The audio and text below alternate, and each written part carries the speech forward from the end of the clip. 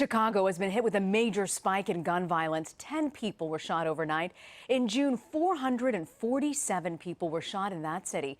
That's nearly 15 per day. DeMarco Morgan tells us what the police department is doing about it.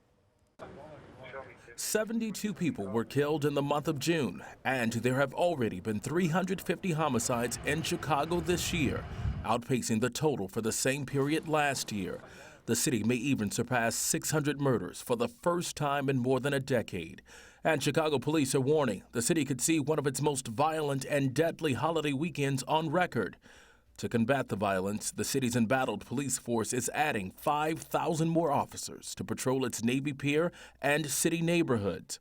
The new police chief, Eddie Johnson, says he's also putting 150 officers that were on desk duty back on the streets. I get tired every morning of getting briefed on all these shootings and these murders that's occurring in Chicago.